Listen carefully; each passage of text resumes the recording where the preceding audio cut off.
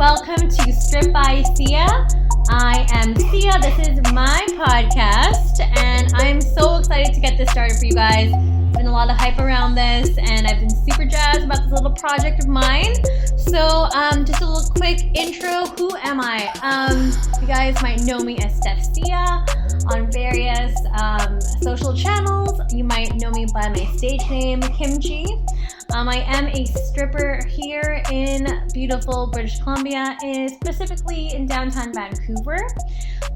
Basically, why am I doing this? I am doing this podcast because I want to destigmatize, normalize, and open up the conversation about what strippers and what sex workers do, just going a bit deeper than the surface. There's a lot of assumptions, a lot of stigma that comes with working in the industry, and I wanted to smash all that shit down to the ground. So yeah, just want to tear down assumptions, breaking down the whole taboo-ness of what it means to be a stripper and also what it means to be associated in the sex industry. So it's my kind of doing my part in the community. Basically, I really wanted to provide a channel for strippers and for sex workers to speak out on what they actually do and have them define it instead of society defining it for us, because they always seem to do that. Just want to go over what's deemed as acceptable behavior for clients, breaking down any myths people might have, and of course, addressing people's overall curiosity. And here is episode number 1. So today on the podcast, we have Sadie, who is a local dominatrix here in Vancouver, BC. So excited to get into this whole topic. So many questions for you. But let's first start off with how's your weekend? What'd you do? I saw you last week. This is true. Yes. My weekend is busy. Busy work-wise? Busy work-wise, yeah. I'm Good. Non-stop working, which is great. Good cash. Fun. Did you get to do anything on your free time, or is it just like work? All work. All the time. For now. But Holy sometimes it slows down, and then I get to actually have a life, but until then. Okay, so it's sort of like me. Yeah, pretty Just much. slaving away in Vancouver. Working all the jobs. Well, hopefully you get to have some playtime within your job. I'm sure we could talk about that. So yeah, if you want to go ahead and maybe define what you do, how would you define being a dominatrix? If you're explaining it to someone who has no idea, how would you describe that? You know what? That's kind of, it's funny enough, that's kind of a hard question, because in my head, it's like I get to be a part of someone's secret life, because a lot of the times people that I see are not really connected with that side of themselves, like submissive side of themselves, which is why they seek me out. Right. Because they want somebody to explore that avenue of their sexuality with, but maybe they're not comfortable because they're married, or they just are traditionalists and they don't want to do those kinds of things with their partner, which is another topic altogether. But I guess you could say it would be, I'm a person that just helps people connect with that side of themselves. Which is a great thing. We need more people like you out there, right? Yeah, I think so. Anyways. That's really interesting. So, going back on what you said, what are some reasons do you think that people or your clients seek out this type of pleasure? It's hard for me to touch on that, because for myself, like, I've always been pretty sexually not liberated, but just my curiosity always got the best of me, and I never denied it. But I think what happens is people deny themselves for a long time, just based on the framework of how they feel like they're supposed to be within society. Right. Because I've actually never had a client that's female. I've always had male clients, and I feel like life will typecast them as like, you're a man and you're a businessman, and you don't get to do these submissive things, and like, you're not supposed to be that person. Right. So they're kind of like within their box. You have these parameters and these rules to fill, and that's just what you're supposed to do, kind of thing. For sure. So yeah. do you think like your clients are really repressed, or they're just like, or are they curious, or like? It's kind of funny. I was actually having this conversation with a work partner of mine. We started working together, and then when we branched off on our own to be independent, we started noticing that she got all of the like heavy players that were already into kink and fetish, that wanted all this crazy shit that I like sometimes would be like, okay, this is a bit much for me, which was intense. And I would get all the kind of more vanilla kind of first timers that were kind of curious about these things. things, and I don't know. It was just Wow. it was just kind of strange. I was like, okay, so I feel like I'm getting all the people who are just starting to touch on that side of themselves. So there's really like a wide spectrum of clients then, from like really as you said, like really vanilla and really crazy, fucked up, kinky shit, which we can get into later. I'm so excited to talk about that. Want to hear all the weird shit? Oh yeah, I've got tons of stories. That's awesome. Okay, so like, how did you get started with being a dom? Like, how does one person get into that? Well, my particular situation before I started was I was kind of working a normal job, like a pretty average like service job, and I was making decent money, but like I kind of just was feeling stuck, and I feel like a lot of people can identify with that, especially in the age range of like 20s to 30s, where you're kind of doing what you're supposed to do, but you're not really happy with it, and so story of my life. Yeah.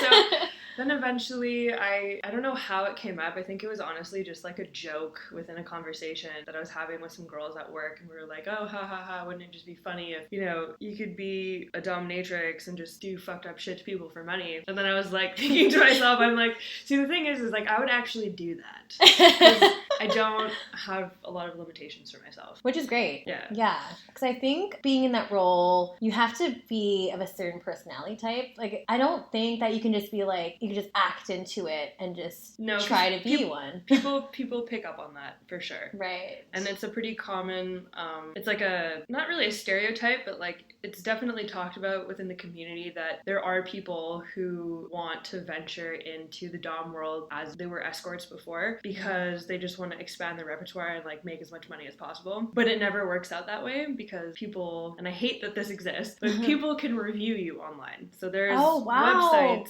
for service providers that clients, there's a huge community of them that go online and they chat about, depending on what city you're in, have you seen so-and-so, like her ad looks really good, da da da da, and then there's like going to be somebody that's like, well, she kind of just like, she's not very, into it. Yeah, not very commanding, just kind of like, oh my god, like, ha ha ha. Oh no. They're really disappointed, and so that, right. And even some of the other doms will put that in their ad, like, don't fall for that whole shtick, but oh my gosh. yeah, you definitely can. If you're not that type of person, like, you shouldn't be doing it. Right, you're not going to be successful in that then. No, that like you might for some people who just like don't really care that much, or don't really know. Like if they're new, maybe they wouldn't really know what to expect. Yeah, that's really interesting. Okay, so wait, there's a website that you can review people? Is that how like you people find you, or like how does that whole situation work? How do your clients find you? So there's a huge lack of advertising websites at the moment. Ever since, and I'm sure people have heard that like Backpages, which was very, very popular for seeking out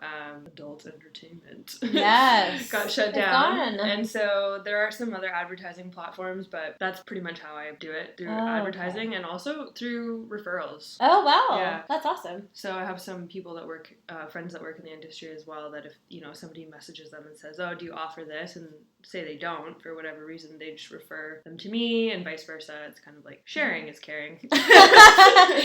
Thank you. Yeah. That's really interesting. Wow.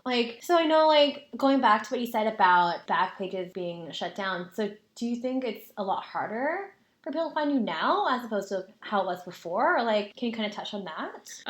Funny enough, I never actually advertised on Backpages because they didn't have a very strong section for dom and fetish. Right. And then at the time where that Sesta Fosta stuff was going down in the States, a lot of the website, very awful. A lot of the websites that also you could advertise on in Canada got raided or affected in some way, so it kind of only left a select few. Which I won't mention. Yes. But yeah, it definitely makes a difference to be able to advertise. I get a lot more influx of people inquiring, but yeah, it's insanely helpful for that. That's awesome. I have no idea about this whole world. I'm like, how do you do this? How does this work? What's the process and stuff? Yeah, it's kind of one of those things that you just kind of get thrown into and you either sink or swim, so. Right. Were you struggling in the beginning, or was it hard for you to navigate? How long have you been doing this for? 2 years or so. Yeet. So the first time was obviously extremely nerve-wracking. I will preface by saying that I'm, in my own personal life, I'm aware that people people have kinks and fetishes, and that there's all sorts of things that make people go. But I personally am not like super kinky. Like nothing that I like in my personal life sexually is like that far from the ordinary, I don't think. And so here you are like trying to fathom all these things that you've never done before. It's like, okay, so first time this guy wants to drink your piss. What? You're gonna peg him. Oh my Like, gosh. you're gonna beat the shit out of him, and you're like, okay, cool. So I kind of just had this attitude about it that like, if I question myself at any point, this person is gonna know that I've never done this before. Right. So I fully went in guns blazing, and he became my client for like a really long time. He like was absolutely enamored by me, which was hilarious because I was like, I actually bruised the inside of my palm from spanking him. Oh my gosh. So hard. Oh my gosh.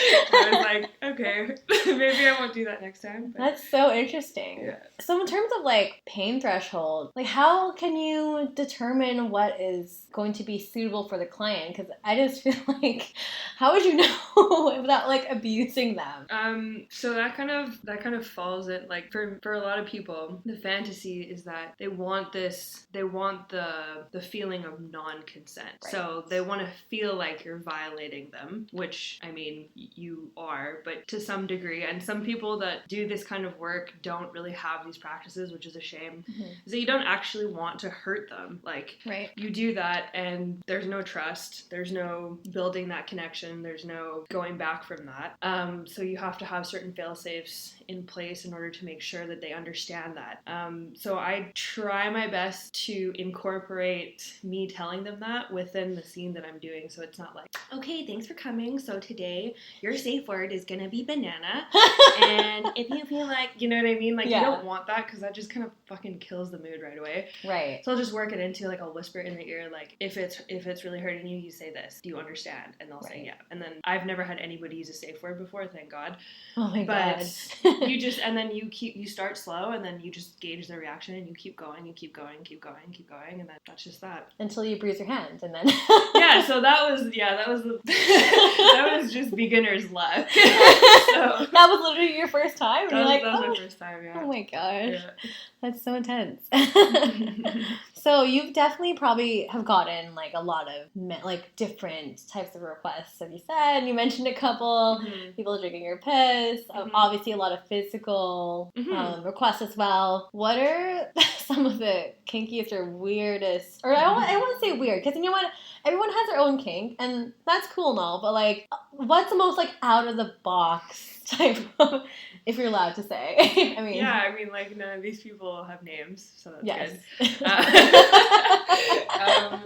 So I think, like, okay, a lot of the times when people will email you, the real thing is that they just want to talk to somebody about some weird shit that made them horny one time or a few times. They just have nobody to say it to, so they pick you because they know that you probably get to talk about it a lot, but most of them never follow through with it, and you kind of along the line get to figure out how they speak, and then you differentiate those from people who actually want to see you. Right. And so I got one of those one time, and it was so bizarre. Like, this guy said, he started the conversation off by saying that he wanted to be permanently damaged, like which is something that I don't do. Oh my gosh. By the way. Okay, yeah. So he said, I want permanent damage, like, do you do that? And I'm like, well, it could be something different in their head when they think it's permanent damage, or like it's just a fantasy, so you have to try and like figure out what it is. And he said, define it, right? Exactly. And he said that he wanted this very elaborate scene where he would be on the ground and we would be walking around his apartment and we would piss into a pot. There are two of us, by the way. This was a duo that he was requesting. Okay. But the two girls would pee in a pot and boil it, and then standing above him but not facing him, basically like hugging this pot of boiling piss onto him. Oh my God. Over the shoulder to maim him. Oh my God. Permanently scar him with boiling hot piss. And I was like, wow, I've never. like, what do you say to that? Like, how do you say that with a straight face? You're like, Thankfully, it's over email, so you can just, like, God. react however you want. And in my case, shit. I was like, oh my god. I was like, look at this. I'd like to politely decline. And I was just like, yeah, I'm sorry, I can't do that. That's too much of a hazard. Like, it's, you know, if you have, like, 3rd-degree piss burns, how do you explain how do you that? explain that? You go to the hospital, like, this happened. Like, am I taking you there? Like, I don't know. So it was just, that was a really weird one. But then also, like, within practice, too. Like, I've had, like I was saying earlier, one of my girlfriends that I work with from time to time, she gets all the really, like, more hardcore stuff. And she had this one guy who just, I don't even know if I can go there, to be honest. Sometimes when I think about it, it irks me. But she was on her period, and he was, like, super into period stuff. Oh, and, like, man.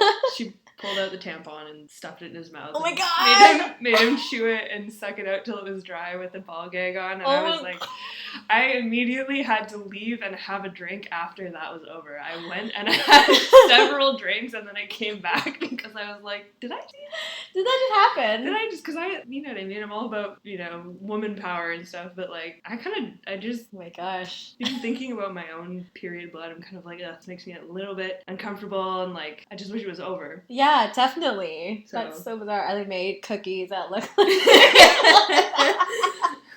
so gross. little deviled period cookies. Wow. So yeah, a lot of that stuff can be really wild. I want to just say wild.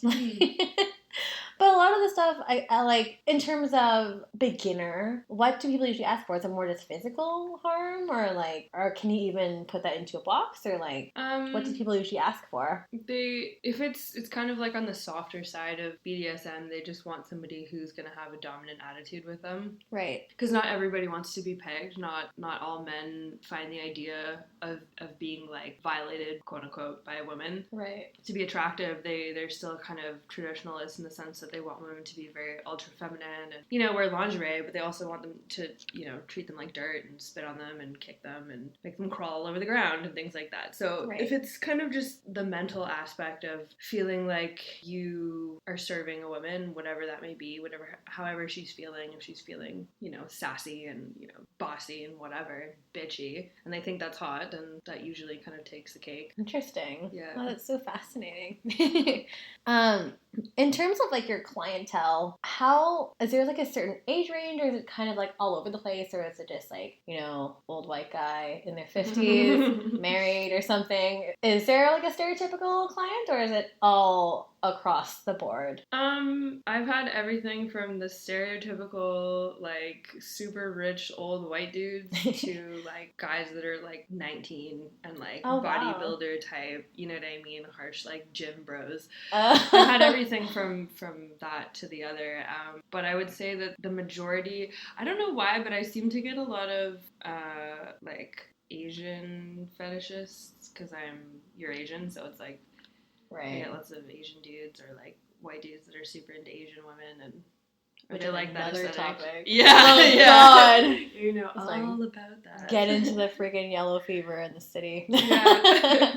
So disturbing. In terms of like payouts, is there like a huge range? Like how much? Like how do you determine like what you charge? It just depends on the request, or how like. Is there like a sliding scale, or how does that really work? I honestly don't know. Because I kind of like, when I was first starting out, obviously I see it wholly as a business, right. So, which some people might not agree with, but that's how I see it. And so when I looked at it from the perspective of like, okay, so if I was a person who wanted to seek out that kind of service, like what would I be looking for? And so I based my price on the skill level that I had. So in the beginning, which was like pretty much nothing, okay, I was like, it's not really fair. Yeah. Right. So based on the gear that I had and whatever, I priced it based off that, and I looked at, you know, my other ladies that were in the same category as me. So I started lower, but then as I started building clientele and working in better places, because like I'd work at a hotel sometimes, I would work out of, you know, friends' apartments or whatever. But I found like a really good spot to work in. It was more high end, so my prices went up because the rent went up. Right. And then the stuff that I had to purchase to facilitate like that whole thing obviously plays into effect as well. So. Right. Yeah. Interesting. So, you mentioned you're independent now. So, were you with an agency before? Is it the same thing like stripping because we're part of an agency and stuff, and they book you in, or like how does that whole situation work? Like, how do you get booked?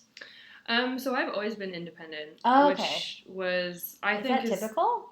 You know what? I don't know. Like, I know one of my girlfriends, she used to escort, and she would do fetish requests because the agency could book them through the agency, basically. Okay. So if they had requests for it, you know, and they had girls that were available to do it, they would book it that way. But that's also to say, like, because it's an escort agency, there's also sexual services that are involved, which I don't provide. Like, I don't sleep with any of my clients. So I feel like when you're independent, you can make those decisions pretty easily for yourself. But I've always been independent. So that's amazing. Yeah. So good to have that ability and that freedom to do what it is that you want, and of course charge what you want as well. Of course, within reason and stuff. Yeah. That's really interesting. So you mentioned in terms of like these scenes, and they take place at different, like say your friend's apartment or hotels. Like, how does that work in terms of like being discreet and stuff? How does that work? I feel like question. Yeah, it is a good question because I always just see it as like, okay, I'm just kind of here to do this thing. Like, I never think about it too much because I feel like when I start doing that, then I'll get nervous. But I don't know. Well, it's all good. Discretion's super important because Yeah. you know you want to respect the time of the person that's coming to see you as well. But it's always sketchy if you're like doing it at the same place all the time and you're like fully booked all the time. There's people coming, like if you live in a building, people coming in and out. Everybody's got an old ass neighbor that's always in their fucking business. Like Yes. Everybody's had one of those. Yes. That's sketchy. But it's actually safer to do it in a hotel. Right. Yeah. Yeah, absolutely. Which people I think are a little bit more sketchy about going to because it doesn't look like you're going to someone's house for like a glass of wine. You know, catch up for an hour, leave with some marks on you. It's kind of just like, oh my god, I'm a dude, I'm going to a hotel, I'm doing this thing, because they all think about that kind of stuff. Right, yeah, they start like things getting in their mind, and some dudes will show up with sweat like, dripping off their faces. Like before you even start, like big guys there, they're drenched. You're like, we haven't even begun yet. No, but you know what? I like that. I like that they're that nervous, and it just makes me want to fuck with them even more. But in a good way. Yeah, definitely. In terms of your safety, though, how do you ensure your own safety in these situations? Have you had any kind of times where you felt unsafe?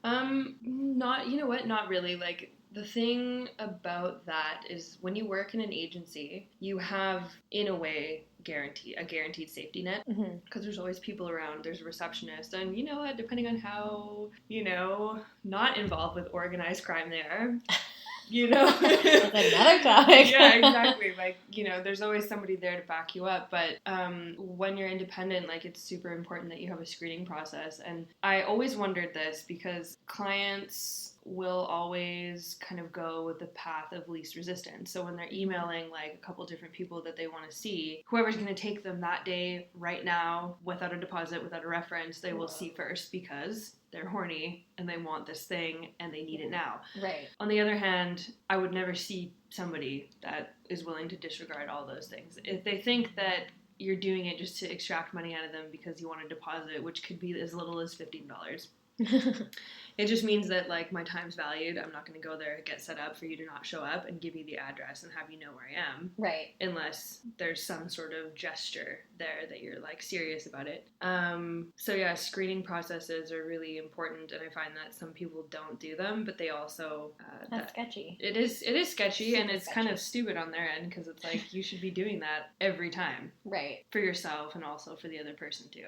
It's good that you have this, like, whole business-minded aspect to it. So you definitely like view this as like a business transaction. There's nothing else. It's a service. Right. It's a service. It's like getting your hair cut. Yep. Yeah. Not quite the same, but well, I mean, like, it is a service though. If that's your thing, right? But it's important to see it that way, because I feel like a lot of women take the stance of like, well, like, I'm a hot girl and like you should just do whatever I want, and there's a surgence of younger people who see, like, especially on Twitter, it's like super common when you have like findom and all these trends that keep coming up, and they don't, mind you, some people don't want to be valued. There's people out there that literally just want to get like stepped on and absolutely drained and whatever. Right. But they're people too. Yeah, absolutely, right? For sure. Mm-hmm. So going back to your process in terms of like screening, what are some things that you do to kind of take those precautions in order for you to stay safe? I love references. So if they've ever seen an escort, if they've ever seen another dom, if they've done anything with another service provider, that's super important, because then the person can vouch for them and say, yeah, I saw this guy, and, you know, he was decent, he paid, he was on time, whatever. And then there's other people that would be like, you know what, he kind of sucks, he always asks for extras, whatever. They'll tell you, they'll be honest with you because they know what you're looking for. And there's never an instance that I've ever had where somebody's been like, don't contact me about that kind of stuff ever again. Because you're girls, right? Right. You're like, okay, cool, I'm seeing this dude. Is he cool? They'll be like, yeah, he's great. Or like, they'll laugh about it and say, yeah, he's great. That's amazing. And either way, you get the go ahead. It's like a Yelp 5-star review. It's like it's a very like underground Yelp system. Yeah. So you know how there's like, you mentioned people can rate DOMs online on the website. Is there a place where you can rate the clients as well, or does that not Good question. exist? I have no idea. There should be an app for that. There Someone make really that up. I think there's an escort in the States, or retired porn star Lydia Duprat, I think. Okay. Kind of coined herself as the hoe mentor. She made an app that was kind of like for that. I never obviously downloaded it because I think it was just for people in the United States. But I think that was one of the features of the app. Wow, that's so interesting. That's so cool. I wonder if that gained any traction. I'll have to take a look at that. I think they took it. There was some drama with it, I think. Oh, Somebody no. took it off. Of course. Took it off the net because they're like, this isn't right. But I think she got it back. Can never have nice things. Never, ever.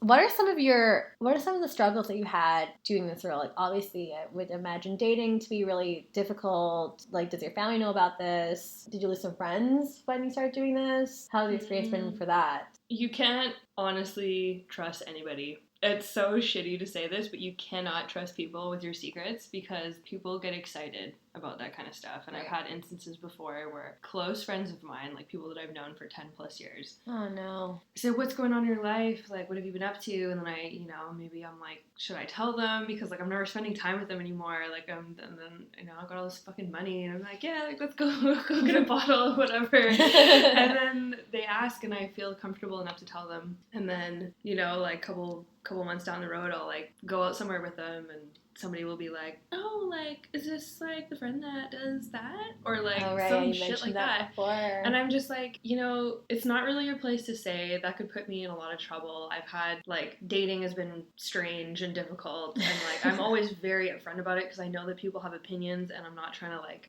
have one of those scenarios that people make shows about where they're like, she's a massage girl, and like the guy's whole fucking life crumbles to the ground because she's like this beautiful. I'm like not trying to have that. So I was like, I'm really upfront about it, but it's hard because people just make assumptions. They're like, does she really like what she does, to the point where she's like horny with these other dudes, or like she's naked in front of other guys, and like, oh my god, I can't handle that. It's just like, fucking. People have the stupidest assumptions ever. I'm like, yes, like I turn on all the time. No, like what the hell? Like, they're like, oh my gosh, she must be a freak in the sheets and blah blah blah. And I'm just like, and she'll sleep with anyone. I'm like, no, that's not exactly how things work here. And that's the thing too, is that like you were saying earlier, like it's, for me, it's ultimately a personal business. That's kind of how I see it. I love doing it. For all reasons, including the fact that it pays me really well.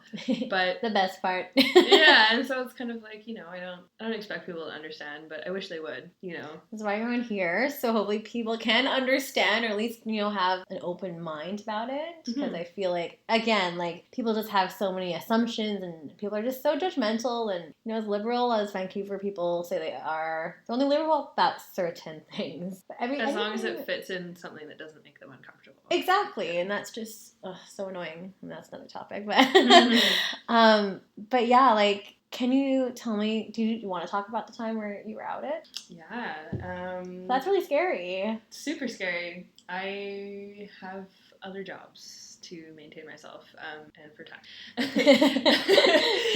And I was dating a guy. That whole situation. Yeah, there's a whole makes situation. me so angry. But there was a whole situation. We got into a fight, and this one was kind of bad. So like it lasted for a couple days, and like that wasn't really normal for us. And I guess because of the intensity of the whole thing, he came to my work and was like cussing me out in front of my job, and then just happened to throw that in there. Okay. Although he worded it differently, he just said that you go on dates for money. And I was like, oh my god, and anybody could. I was standing right outside of my job. My boss could have been there. My coworkers were still inside, and it's like now the questions that I have to answer if they hear me, and also like if my boss was there and was like, oh, she doesn't want to be associated with that, or she doesn't want to employ somebody who's potentially going to bring trouble, quote unquote, or like illegal activity within her business, which I would understand but would be really bummed about. Like all of that could have transpired. Yeah. So very dangerous to put people in positions like that. Yeah, and scary too, because it's just like you're just out in the open. It was super public. He had super public, complete disregard. Like, it's just not cool, because obviously you're very discreet about this. Your clients are very discreet about this too, and that's something you kind of have to keep in mind. But hopefully that was the only time. Fingers crossed. Yeah, fingers crossed, knock on wood. Oh my gosh. Wow, we have gone through a lot of these questions, just rolling through them, which is awesome. So obviously you have a lot of fun with this job too. You don't see it as like work, or is it a bit of both, or? So sometimes emotional exhaustion can really set in if you're not careful about managing your time properly, which is true for any job. Right. Right. There have been times where I was just like so sick of being the object of people's desires, which sounds really stupid, but when you realize that you've seen like 5 people in a day or something, and it's like I don't know why I was thinking this, but it was just exhausting. It's like these people are just gross, and like they only want you because you're hot and like whatever, but like that's the nature of the business. But sometimes it'll creep in and you start to really question like your value, because it's sometimes not the price tag, it's just the amount of emotional work that comes into it, because you're dealing with people's personal lives as well. Right. They're like almost dependent on you to be themselves in that way at that time. That's a really interesting way of putting it. Yeah. You're almost like their therapist, but like not. Yeah, if men could have like man therapy, that would probably be it. That's really interesting. So you mentioned like you can see up to 5 people a day. Is there more than that? Like how long are these scenes? Like what's a typical duration? Or an hour. Oh wow, that can be super exhausting. Yeah, and like depending on, you know what I mean, like you've got outfits and you're walking it, like you've got heels. Yes. You're walking around in those things for 5 hours. You're just like, time. Oh god, like your calf muscles get a good workout. But. It's great, yeah, definitely. Do you have any, so some of the questions that my Instagram followers asked me, they're just kind of all over the board. So I guess at this point, we'll just kind of go into those questions since we were pretty in-depth with everything else. I'm super happy with how things turned out. But what are some of your favorite, she used the word weapon of choice. Nice. The riding crop is a personal favorite. Oh, fun. Okay. Which I actually got from I'm probably going to say this wrong, equestrian? Equestrian. Actually? Store. Like, actually. Oh, yeah. It's always a fun time going in there, because they think you're going to rap, you get vet rap and, like, all these other things, and they really think you like horses, but you just like beating the crap out of people. The riding crop, I had a really nice, like, red leather flogger that I was a big fan of. Somebody stole it, but that was my favorite. What? How did we steal it? Shared spaces sometimes. Oh, yeah, that's nice. My hands. Yeah, my hands. Very physical. Very, very, very physical. Yeah. I guess we kind of went over this, but what are some of the kinkiest things you've ever done in a session, like in terms of requests? We kind of went over that, unless you have more to share. I'm sure you have lots to share. I don't know, like, it's funny because to me, some of these things are gross.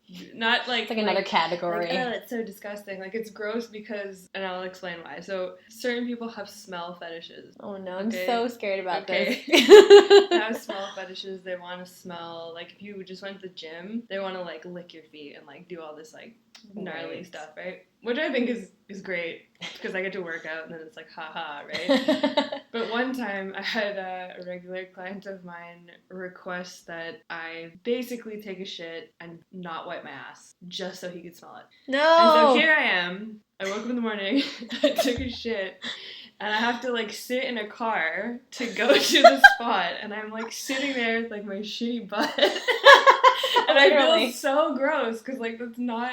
You're trained from a very young age not to do that. No, that's disgusting. Conditioning, and also, like, hygienic factors. Everything was going off my brain, like, no. But I was like, yes. And I was, like, thinking to myself, I was, like, laughing. I'm like, I'm driving with my bum, my dirty bum. Anyways, yeah, that was one of the funniest things. Oh funniest my ones gosh. I've ever had. So again, a really large array of requests. Totally. It's so weird. I mean, whatever floats your boat, people out there, your kinks, whatever. It's all fun and games. It's all fun and games. Someone gets pink eye. Some more questions here from our followers. What's the most amount someone has ever paid for? It depends, because, like, I don't have what you would call value pricing. Okay. So I don't do, like, if you want to see me, it's X amount, and then if you want this, it's an extra. It's an add-on. Yeah, exactly. I don't do that. It's usually, like, a set price per hour. Okay. But I've definitely had times where, like, I've done pretty much next to nothing, and when I mean next to nothing, I mean, like, got taken out for drinks. I got paid to party, basically. It was like I went out for dinner. Everything was paid for, obviously. Dinner, drinks, and then end of the night. Just got paid $1,000 to hang out and be fed. Basically. That's awesome. Yeah. I don't mind that kind of. That sounds really, really fun, in my opinion. And you spoke on this earlier too. Well, you briefly mentioned it. Do you ever get women that inquire for your services, or would you know of any, like, women requesting, like, amongst the circle or the community? Because that's not something I ever hear about. I always hear it's always like a woman dom and then always a male client. That's a really good question. So I feel like the majority of women who are kinky and want those kinds of things, they already exist within the kink community. Mm-hmm. So they have no need to pay for any of this because they're surrounded by people who already want to do it, and they usually are friends with people who are in that community and like to have parties and things like that. So It's super, super rare because the women, first of all, are more in tune with themselves sexually, and they're readily to admit that, as opposed to men who would be ashamed of it, especially considering they're seeking out something that makes them submissive, whereas women are kind of, I feel like, usually more submissive by nature. Right. And I think that's where the difference is. Right. Like, they just have the community at their fingertips, and then the people who aren't connected to that side of themselves are, like, the ones who are going to be finding people like me. Right. Yeah. That's really interesting. Yeah, because that's just something I never really think about or hear about, but you made a really great point. It's already in the community, so why should they seek and pay for something that's already there, right? Your girl probably don't ever have to. Nope. I think this is a silly question, but of course a guy asked this, but do you ever get turned on during a session? Yeah, I do.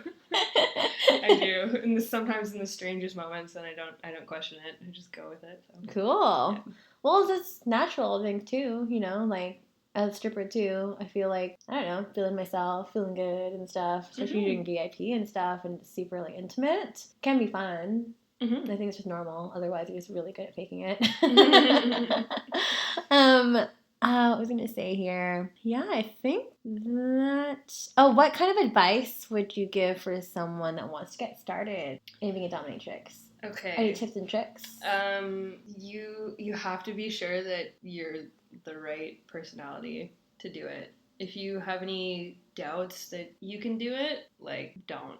Just don't, guys. Just don't. It's just, this is one of those things, right? Like, if you've never been in a position with a man where you, like, a partner, whatever, one night stand, where you've had to assert yourself in a sexual way, and that idea seems really foreign to you, and you've always been in scenarios where the guy's kind of been more or less dominant and you're a little bit more submissive, then you really have to consider that, because it's not just like, and I'm sure you get this all the time too, like girls will always joke like, and I just want to like quit my job and become a stripper, like it's so easy. It's not easy. No, it's work. It is work. Guys, it's work. It is work.